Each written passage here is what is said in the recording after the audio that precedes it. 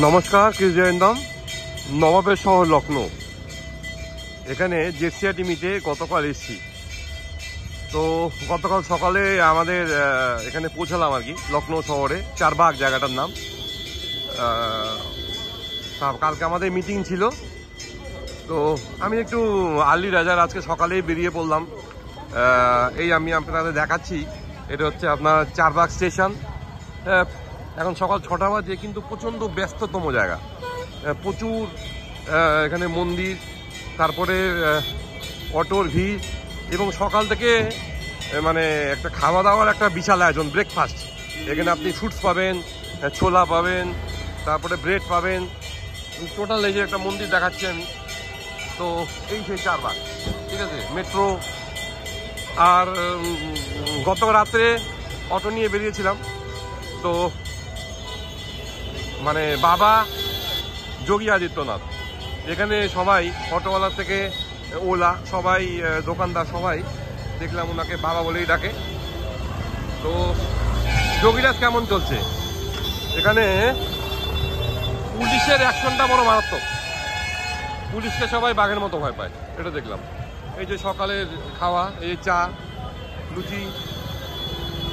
তো আমি দেখাচ্ছি শহরটা, জায়গাটার নাম চারবাগ, লখনৌ স্টেশনের কাছেই আমরা একটা হোটেলে আছি, হোটেল ম্যাজেস্টিক। এখন কি ব্যস্ত, এখান থেকে অনেক বাস যাচ্ছে যোগী আদিত্যনাথের শহর গোরখপুর। তো ট্রাফিক কেউ মানে না এখানে, ট্রাফিকটা একটু টাফ আছে, মানে সবাই হুটার ঢোকায় দেয় এদিক ওদিকে। এই যে একটা দেখলাম, চেষ্টা চলছে এটাকে ঠিক করার।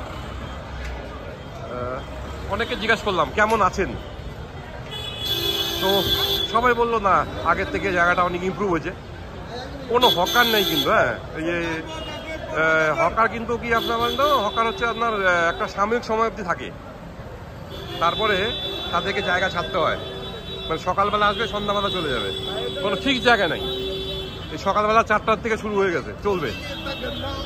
দেখেন কি ব্যস্ত জায়গা।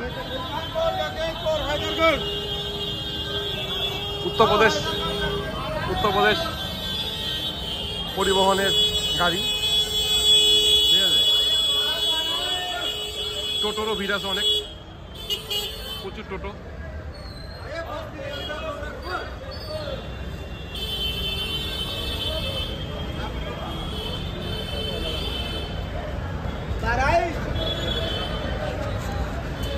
ড্রাই ফ্রুটের দোকান।